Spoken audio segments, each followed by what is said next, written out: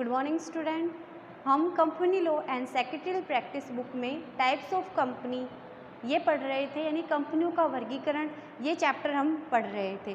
तो मैंने अपने प्रीवियस लेक्चर में आपको बहुत से टाइप्स कराए हैं टाइप्स ऑफ कंपनी में। तो लास्ट इसमें जो टाइप्स है ऑफ कंपनी का है वो है other companies.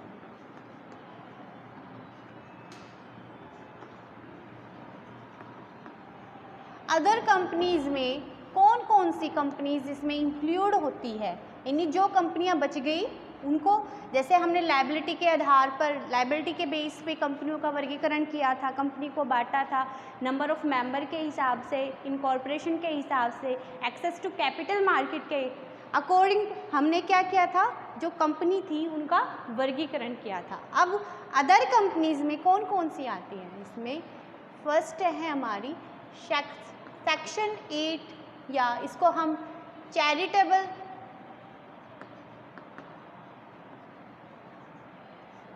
Not for profit companies भी बोल सकते हैं।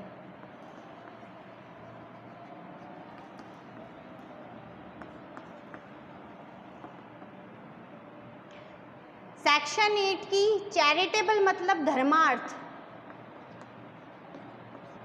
या गैर लाभ उद्देश्य वाली या बिना लाभ उद्देश्य वाली कंपनियां,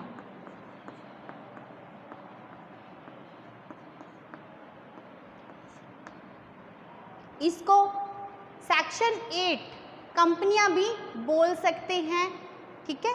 या कंपनीज विद लाइसेंस वाली प्राप्त कंपनियां भी इसको बोल सकते हैं। तो काफ़ी नामों से इसको पुकारा जा सकता है। सेकंड आते हैं इसमें स्मॉल कंपनी,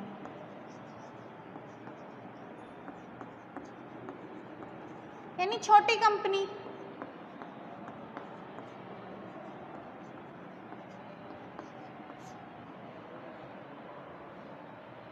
थर्ड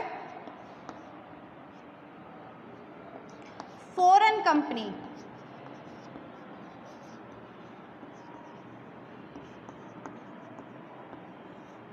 विदेशी कंपनी जिसको बोलते हैं।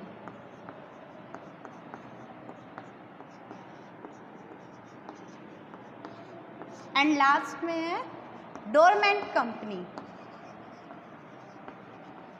डोरमेंट कंपनी भी बोल सकते हैं इसे, इनएक्टिव कंपनी भी बोल सकते हैं। प्रसुप्त या निष्क्रिय कंपनी, प्रसुप्त और निष्क्रिय कंपनी भी इसको बोल सकते हैं।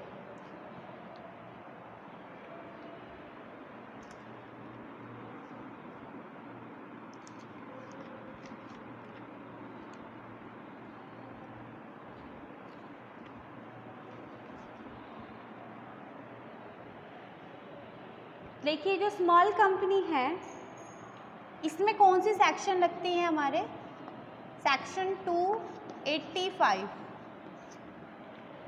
फॉरेन कंपनी में सेक्शन 242। डोरमेंट जो इनएक्टिव कंपनी होती है इसमें लगती है हमारी जो सेक्शन है धारा 344। आप इसको एक बार राइट डाउन कर लीजिए। आपको पता होना चाहिए स्मॉल कंपनी में कौन सी सेक्शन है, इसमें कौन से, इसकी जो डेफिनेशन है किस सेक्शन में गिवन है, सेक्शन 2। सेक्शन 2 में जो भी कंपनी एक्ट की मैंने आपको पहले भी बताया है, इम्पोर्टेंट जो टर्म्स होती हैं उनकी डेफिनेशन गिवन होती है। इसमें क्लोज 85 में इसकी डेफिनेशन है हमारी स्मॉल कंपनी की, क्लोज 42 में विदेशी कंपनी की है, और धारा जो 344 है इसमें डोरमेंट कंपनी के बारे में बताया गया है। आप इसको एक बार राइट डाउन कर लीजिए।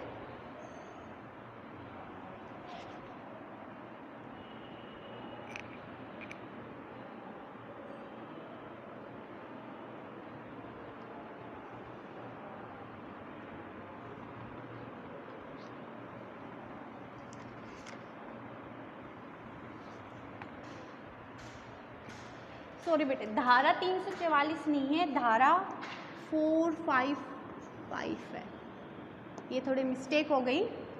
जो हमारी डोरमेंट या इनएक्टिव कंपनी है उसमें कौन सी सेक्शन लगती है? 455 जो सेक्शन है वो लगती है।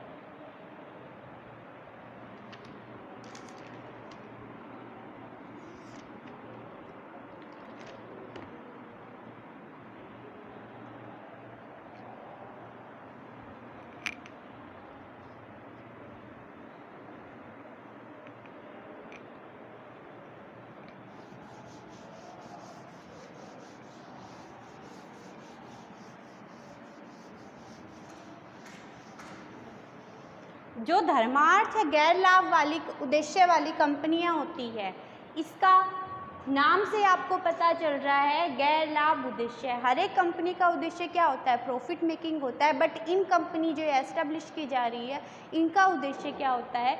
लाभ कमाना नहीं होता, जनहित के लिए होता है। तो सबसे पहले इनका जो इस वाले जो कंपनी है इसका मेन उद्देश्य क्या होता है? इसका पर्पस चैरिटेबल यानी धर्मार्थ। इसका उद्देश्य क्या होता है? धर्मार्थ। इसको कौन एस्टेब्लिश कर सकता है? पर्सन, नेचुरल पर्सन यानी, है ना, नेचुरल और आर्टिफिशियल पर्सन दोनों ही इसमें इंक्लूड है, और एसोसिएशन ऑफ पर्सन।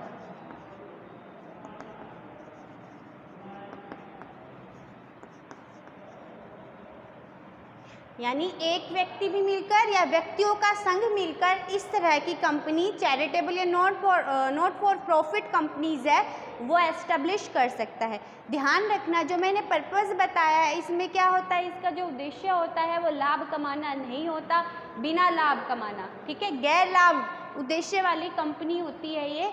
इसका जो मेन एम होता है, जो पर्पस होता है वो लाभ प्रॉफिट मेकिंग नहीं होता है, ठीक है।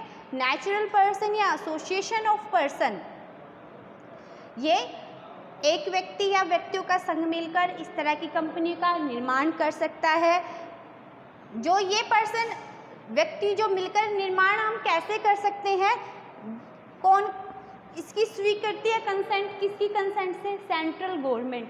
सेंट्रल गवर्नमेंट के पास ये अथॉरिटी होती है, यानी केंद्र सरकार के पास ये अथॉरिटी होती है कि वो पहले ही जो व्यक्ति इस कंपनी को एस्टेब्लिश करना चाहता है उसके उद्देश्यों को देखती है कि कहीं इनका उद्देश्य लाभ कमाना तो नहीं हो रहा, अपने लिए, अपने हित के लिए तो ये ऐसी कंपनी एस्टेब्लिश नहीं कर रहे हैं। अगर हमारी सेंट्रल गवर्नमेंट है वो सहमत हो जाती है, ठीक है, कि जो ये कंपनी एस्टेब्लिश कर रहे हैं इसका उद्देश्य प्रॉफिट मेकिंग नहीं है, ठीक है, तब सेंट्रल गवर्नमेंट क्या करती है? इस कंपनी के जो एस्टेब्लिश करने वाले जो पर्सन है, एसोसिएशन ऑफ पर्सन है, इसको एक सेक्शन 8 के अकॉर्डिंग या सेक्शन 8 के अधीन क्या जारी करती है? एक लाइसेंस जारी करती है। इसलिए इसको लाइसेंस कंपनी भी बोल सकते हैं, ठीक है। कौन करती है? सेंट्रल गवर्नमेंट करती है, सेक्शन 8 के अधीन एक लाइसेंस जारी करती है। और ये व्यक्ति ने जो भी नेचुरल पर्सन या एसोसिएशन ऑफ पर्सन्स हैं ये क्या करेंगे? रजिस्ट्रार के पास, आरओसी के पास, जो रजिस्ट्रार हैं उसके पास लेके जाएंगे इस लाइसेंस को, और जो आरओसी है इस लाइसेंस को देखकर इस कंपनी का क्या कर देगा? रजिस्ट्रेशन कर देगा।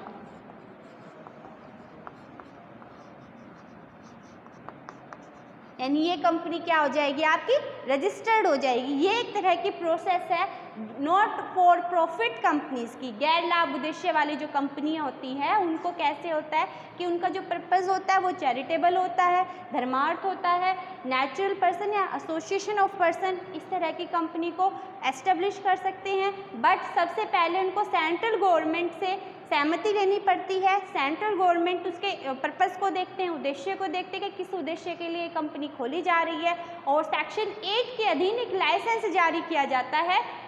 और इस लाइसेंस को जब जारी करने के बाद ये पर्सन्स कहाँ लेके जाते हैं? आरओसी के पास। आरओसी जो रजिस्ट्रार होता है वो लाइसेंस लेके रजिस्ट्रेशन कर देता है कंपनी का। ठीक है, तो ये थी हमारी चैरिटेबल और नॉट फॉर प्रॉफिट कंपनीज का प्रोसेस कि हम कैसे कंपनी को एस्टेब्लिश कर सकते हैं। अब जो चैरिटेबल कंपनी होती है इसकी कुछ विशेषताएं होती है कि ये मेनली तो किसके लिए पर्पस क्या कौन सा होना चाहिए इसमें, नॉट फॉर प्रॉफिट कंपनी।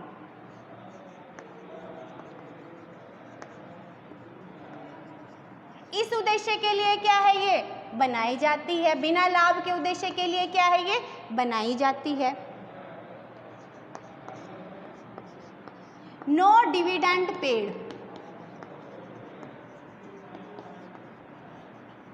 इसमें सदस्यों को कोई लाभांश नहीं दिया जाता है। इस वाली कंपनी में सदस्यों को कोई लाभांश नहीं दिया जाता है।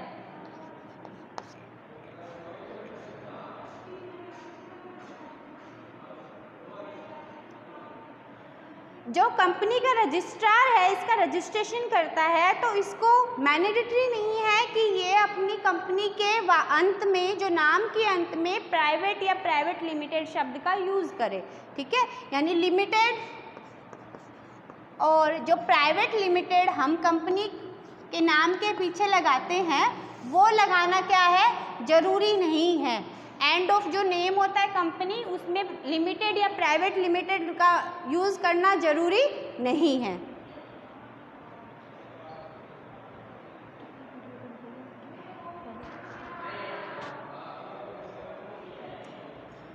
अब इसमें जो लाइसेंस है इसकी जो शर्तों को इस कंपनी के मेमोरेंडम ऑफ एसोसिएशन या आर्टिकल ऑफ एसोसिएशन में हम उल्लेख कर सकते हैं। यानी इस कंपनी के जो लाइसेंस की शर्तें होती हैं, यानी लाइसेंस की जो कंडीशन होती है उसमें उसको कहाँ उल्लेख कर सकते हैं, MOA यानी मेमोरेंडम ऑफ एसोसिएशन इस कंपनी के, या AOA उसमें भी हम क्या कर सकते हैं इनका उल्लेख कर सकते हैं, या मेमोरेंडम ऑफ एसोसिएशन में जो लाइसेंस की शर्तें होती हैं वो लिखी जा सकती है उसके अंतर्गत। मेमोरेंडम ऑफ एसोसिएशन और आर्टिकल ऑफ एसोसिएशन, इसमें जो लाइसेंस इनको बनाया है लाइसेंस की जो शर्तें होंगी वो इसमें इंक्लूड की जा सकती है।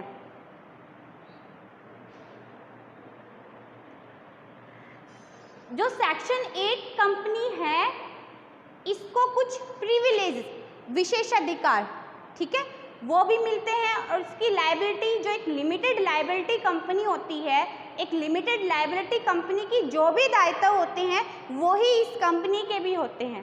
ठीक है, यानी ये कंपनी कैसी कंपनी में बनेगी, लिमिटेड लायबिलिटी फॉर्म में। ठीक है,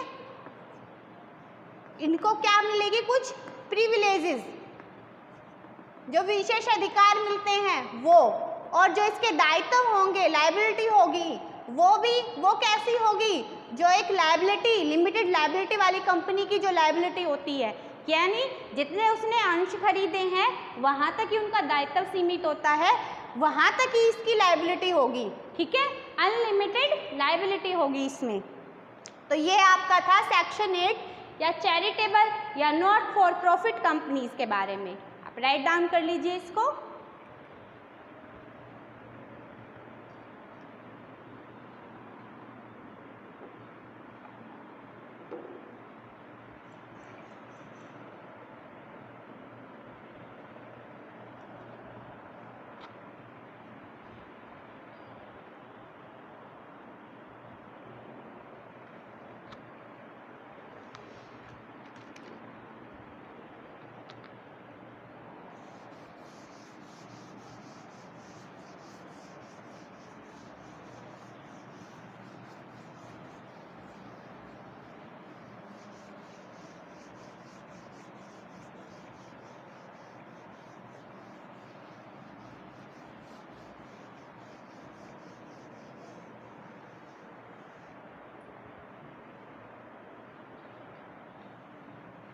सेकंड जो इसमें थी हमारा स्मॉल कंपनी, छोटी कंपनी भी जिसको बोलते हैं।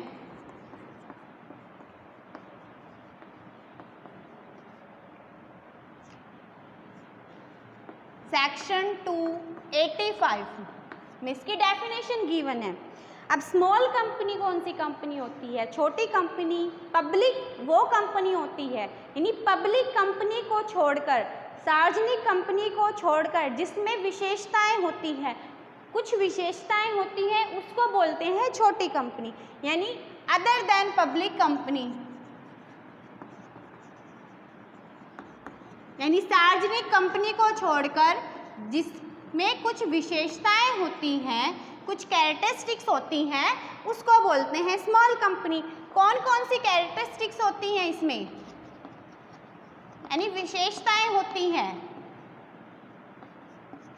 फर्स्ट, जो ये कंपनी होती है छोटी कंपनी, इसकी पेड अप शेयर कैपिटल, ठीक है, यानी पूर्णदत्त अंश पूंजी 50 लाख से ज़्यादा नहीं होनी चाहिए। यानी पेड अप शेयर कैपिटल कितनी होनी चाहिए?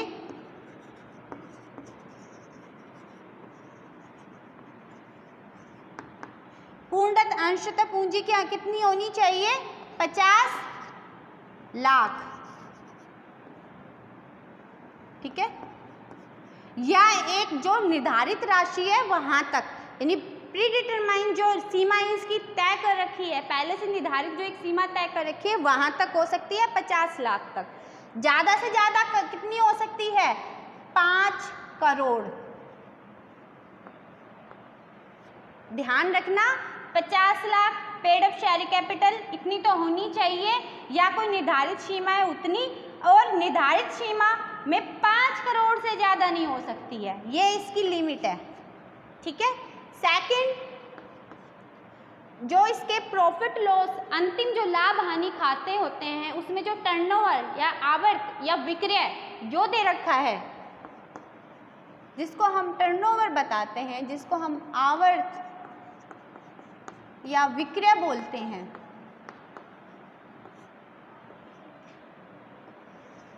आवर्त या विक्रय यानी कितनी सेल्स की है हमने, ठीक है। जो प्रॉफिट और लॉस अकाउंट बनाते हैं हम, लाभ हानि खाता बनाते हैं, तो उसमें सेल्स का भी होता है कि आपकी कितनी सेल्स बेची गई है, तो कितनी होती है इसमें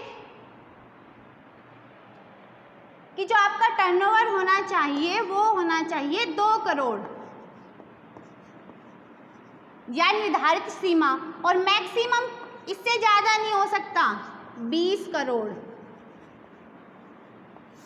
2 करोड़ ज़्यादा, 20 करोड़ से ज़्यादा नहीं हो सकता। जो निर्धारित सीमा, एक सीमा बता रखी है, उस सीमा में 20 करोड़ से ज़्यादा नहीं हो सकता, 2 करोड़ तो होता ही है।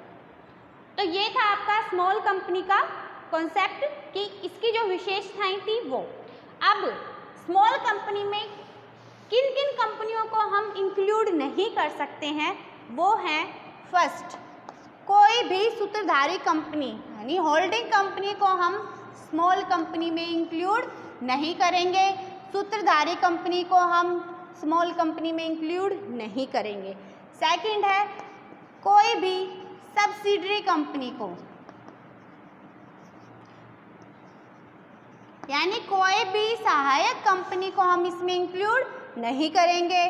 थर्ड है section 8, companies with section 8,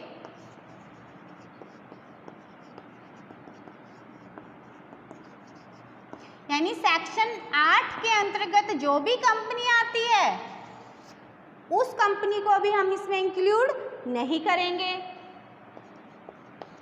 body corporate, any body corporate, यानी कोई निगम निकाय,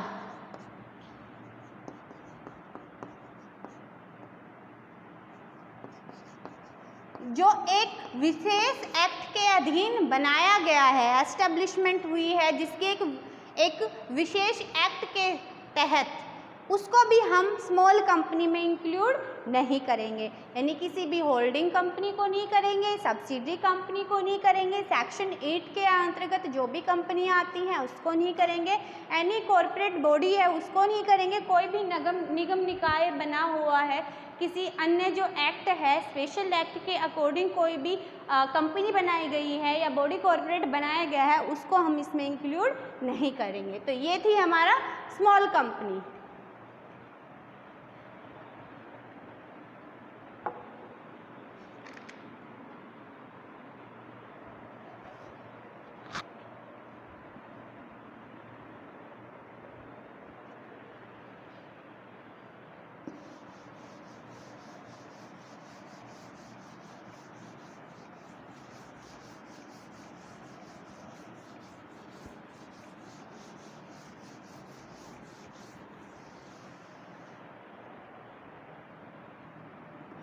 थर्ड है हमारा इसमें फॉरेन कंपनी,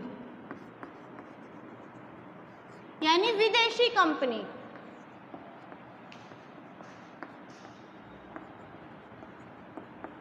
विदेशी कंपनी कौन से सेक्शन में? सेक्शन 2 क्लॉज 42 में इसकी डेफिनेशन गिवन है। तो फॉरेन कंपनी या विदेशी कंपनी कौन सी कंपनी होती है? जो इनकॉर्पोरेटेड आउटसाइड इंडिया,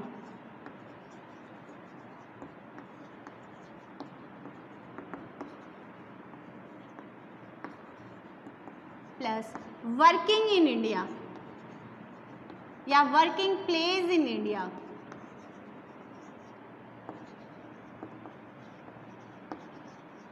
या ऐसी कंपनी जिसका समामेलन, जिसका रजिस्ट्रेशन इंडिया के बाहर हुआ है, पर वो कंपनी भारत में काम कर रही है, फिजिकली रूप से, इलेक्ट्रॉनिक रूप से, एजेंट के थ्रू, ठीक है, फ्रेंचाइज के माध्यम से, ठीक है, यानी वो उसकी कोई ब्रांच या जिस कंपनी की जो इनकॉर्पोरेटेड आउटसाइड इंडिया थी उसकी कोई ब्रांच भारत में खुली हुई है, ठीक है, तो वो होता है वर्किंग प्लेस इन इंडिया या वर्किंग इन इंडिया। यानी वो काम तो कहाँ कर रही है? इंडिया में, पर उसका इनकॉर्पोरेशन, जिसका समामेलन, जिसका रजिस्ट्रेशन इंडिया के बाहर हुआ है, उसको बोलेंगे हम फॉरेन कंपनी, विदेशी कंपनी, ठीक है।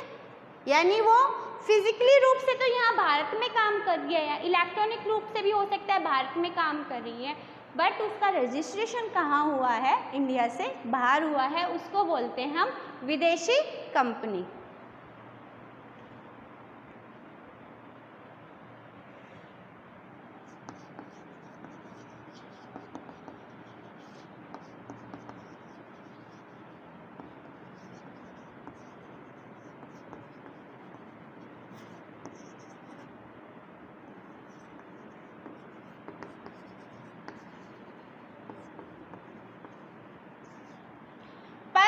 कुछ सिचुएशन में क्या होता है, हम ट्रीटिंग करते हैं फॉरेन कंपनी को एज इंडियन कंपनी, यानी फॉरेन कंपनी को हम इंडियन कंपनी मान लेते हैं। किस सिचुएशन में हम फॉरेन कंपनी को इंडियन कंपनी मान लेते हैं?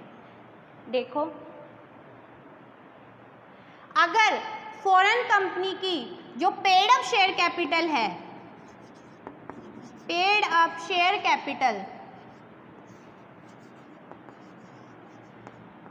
उसका 50% और मोर देन 50% या मोर देन 50% या इससे अधिक का जो भाग है वो या तो इंडियन सिटीजन के पास हो, यानी भारत का कोई नागरिक हो उसके पास हो, इंडियन कंपनी के पास हो, कोई भारत की कंपनी हो उसके पास हो, या दोनों हो। इनमें से 50% से ज़्यादा का जो शेयर है वो या तो इंडियन सिटीजन के पास हो, इंडियन कंपनी के पास हो, या दोनों के पास, दोनों ही हो, इंडियन सिटीजन भी हो और इंडियन कंपनी को हो। तो उस सिचुएशन में फॉरेन कंपनी को हम फॉरेन कंपनी ना कहकर वो कौन सी कंपनी बन जाएगी? इंडियन कंपनी बन जाएगी, ठीक है। इसको राइट डाउन करो आप।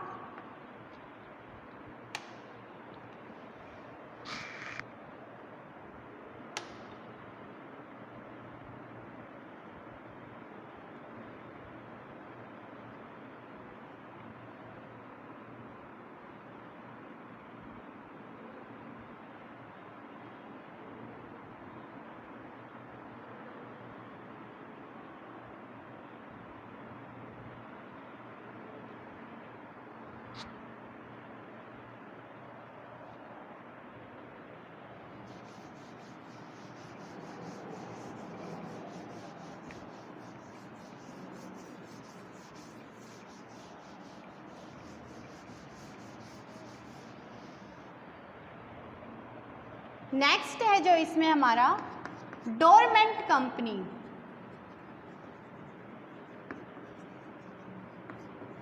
जिसको इनएक्टिव कंपनी, निष्क्रिय कंपनी, प्रसुप्त कंपनी भी बोल सकते हैं।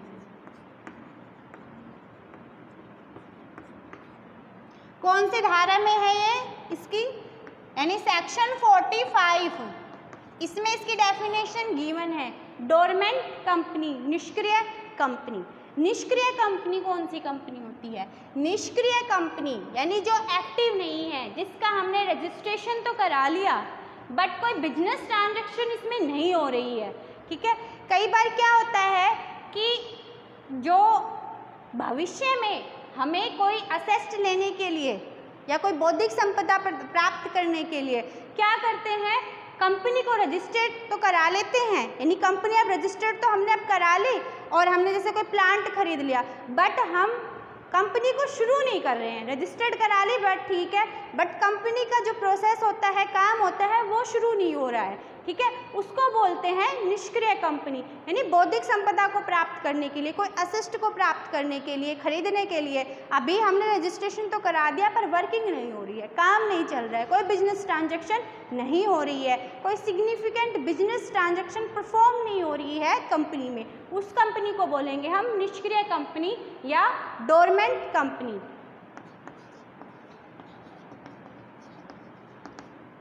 No significant business transaction perform.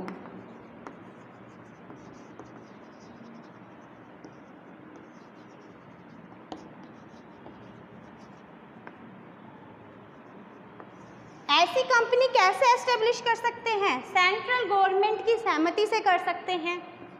केंद्र सरकार की सहमति से हम ऐसी जो है सेंट्रल गवर्नमेंट है उसकी सहमति से हम ऐसी कंपनी, निष्क्रिय कंपनी एस्टेब्लिश कर सकते हैं। इसमें जो अंशधारक होते हैं, जो शेयर होल्डर होते हैं, वो एक साधारण सभा में एक सभा पारित करके, एक रिजोल्यूशन पारित, संकल्प पारित करके ऐसी कंपनी स्थापित करने का सोच सकते हैं, एक प्रस्ताव पारित कर सकते हैं और उसमें किसकी सहमति प्राप्त होनी चाहिए? सेंट्रल गवर्नमेंट की। अंशधारक करते हैं, एक विशेष प्रस्ताव पारित करते हैं किसी मीटिंग में, साधारण सभा की मीटिंग में, ठीक है, और उसको पारित करने के बाद सेंट्रल गवर्नमेंट की सहमति से डोरमेंट कंपनी यानी निष्क्रिय कंपनी को एस्टेब्लिश कर सकते हैं। ये एक्चुअली में कुछ काम नहीं कर रही थी, ओनली सिर्फ इसका रजिस्ट्रेशन हो रहा होता है, कोई भी इम्पोर्टेंट जो बिजनेस ट्रांजैक्शन है वो परफॉर्म नहीं करती है। तो ये है आपकी डोरमेंट कंपनी, निष्क्रिय कंपनी। बच्चों आज आपके टाइप्स ऑफ कंपनी कंप्लीट हो गए हैं। मैंने आपको डिफरेंट टाइप्स ऑफ कंपनी बताए हैं कि कौन कौन से टाइप्स ऑफ कंपनी होते हैं। बहुत ही मोस्ट इंपॉर्टेंट क्वेश्चन होता है, बहुत ही इंपॉर्टेंट क्वेश्चन है। एक तो कंपनी, उसकी फीचर्स जो हैं, separate legal entity, perpetual succession, जो कि अदर फीचर्स है वो क्वेश्चन, और एक types of company most important question है। आप इसके नोट्स बना लीजिए।